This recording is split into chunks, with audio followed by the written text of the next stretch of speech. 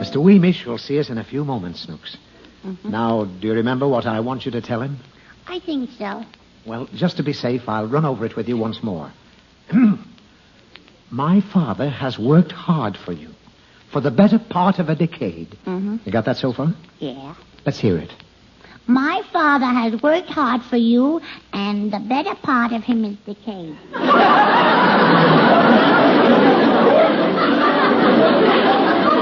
That is decade. Now, let's get on with the rest. During that time, he has asked nothing of you.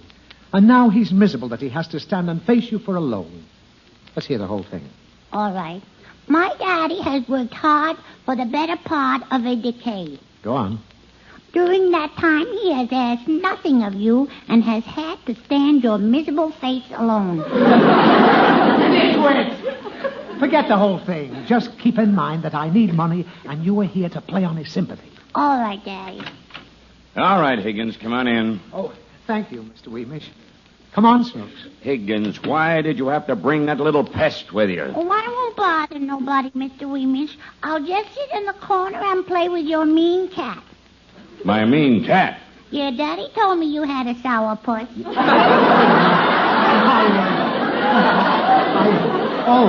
Well, she really didn't hear me say that, Mr. Weemish. Never mind, Higgins, never mind. What is it you want to talk to me about? Well, Mr. Weemish, I've worked for you for a long time now, and I've never asked much.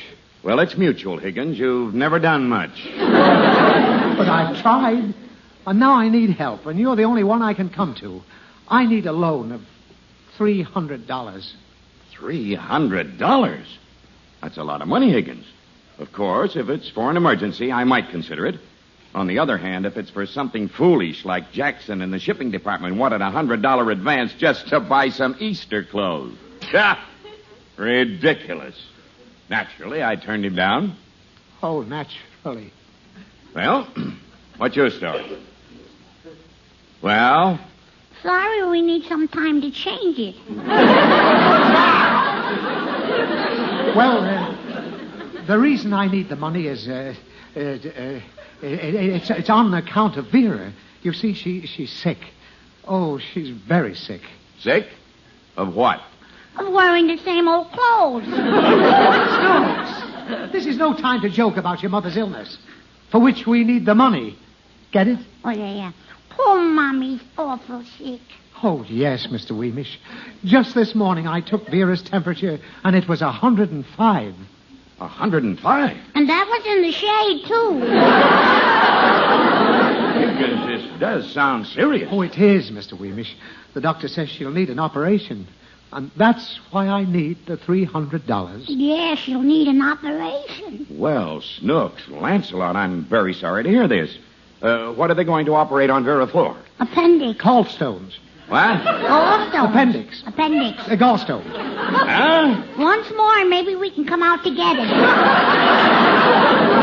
Higgins, what's going on here? Well, you see, she has both appendix and gallstones. Oh, well, an appendix isn't serious, but a gallbladder's another thing.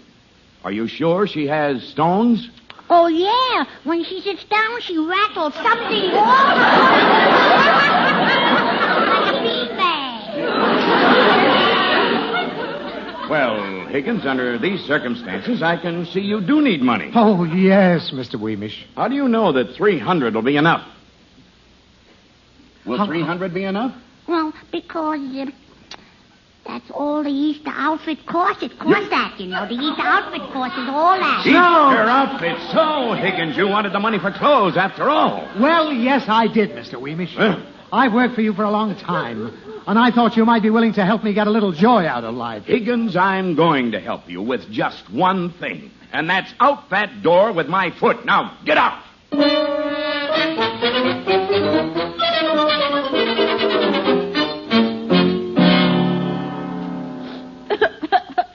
Look, I could cry, too. If it hadn't been for your hitting Pamela, I'd have gotten the money from Mr. Richardson. Now, look, it's high time you learn to control your temper like I do. For instance, when I was plenty mad, Mr. Weemish wouldn't lend me that money. I felt like hitting him, too. But do you know why I didn't? Because you were a coward? I just know how to control myself. So instead, I came home and used this piece of paper to let off my steam. I wrote down every nasty thing I wanted to say to Mr. Weemish. After that, I felt better. You did? Yes. And that's what I want you to do hereafter. When you're mad at Pamela, write down every nasty thing you want to say and write it just like a letter. Mm-hmm. And after you get it down on a piece of paper, you'll feel better. I think I'll feel better if I write the stuff down on my blackboard. Why? Well, after I finish writing, I could hit her over the head with it. You're not going to hit anybody. You're going to hold your temper like I do. You understand? You're going to have my control. What are you bawling about?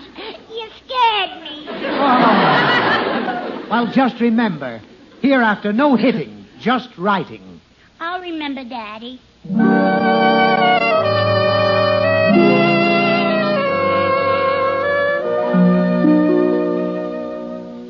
Well, Lancelot, here's my dress and hat all wrapped up, ready to go back. And here's mine. My suit's in this box. I feel awful. So do I. I was really counting on attracting a lot of attention in that outfit. Now I'll have to march in the Easter parade without a thing to wear. Gee, that way you'll attract even more attention. Oh, you be quiet. This is all your fault anyway. And I'll get it. Hello. Hello, Higgins. This is Mr. Weemish. Oh, yes, Mr. Weemish. Higgins, I just got through giving my kids their Easter outfits. They were awfully happy, and it made me happy. Then I got thinking about you. Higgins, I'm sorry about this morning. That $300 loan will be in the mail for you in the morning. And happy Easter. Oh, gosh. Thanks a million, Mr. Weemish. Goodbye. There, Snooks, we can keep the clothes. you mean Weemish is loaning us the money after all? Yes. Snooks, you see there? If I'd told off Mr. Weemish instead of writing those things down on the paper, he'd never have given me the money. So you see, it really works. Well, I've been doing it too, Daddy. This morning I got mad at Pamela again. So I wrote down every nasty thing I could think of. Just like it was a letter. Well, that's wonderful. Then I mailed it. You didn't? Oh, no. Those letters are just to let off steam. You're not supposed to mail them. Well, I didn't know that. I think you're going to be mad at me. Huh? Well, when I mailed my letter to Pamela, I also mailed the one you wrote to Mr. Weemish. Oh, no. Oh, yeah, I think you...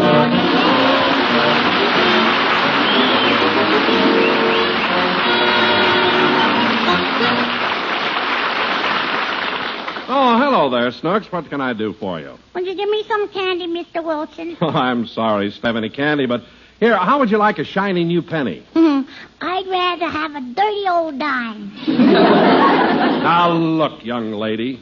It's time you realize money doesn't grow on trees. Well, where does it grow? It doesn't. You have to earn it. And all these days, you have to earn a lot, the way prices are increasing. See this paper here? Mm-hmm. It says even castor oil is going up. Yeah? Well, the only time castor oil bothers me is when it's going down. Snooks, why don't you try earning your spending money? I would if I could get a nice soft job like yours. Oh, you're right. Mine is an easy job. The easiest job in the world is selling Tums. Actually, I don't have to sell Tums at all. You millions of Tums users are doing it for me. Sure, you tell your friends how speedily Tums relieve heartburn, ease away the gnawing distress of overacid stomach, help you feel better fast. So they try Tums and pass the good news along to their friends. And I say thank you, friends. Keep up the good work. Just be sure to add, the price of Tums has not gone up. Still only 10 cents a roll, 3-roll package a quarter everywhere. Ask for T-U-M-S, Tums for the tummy.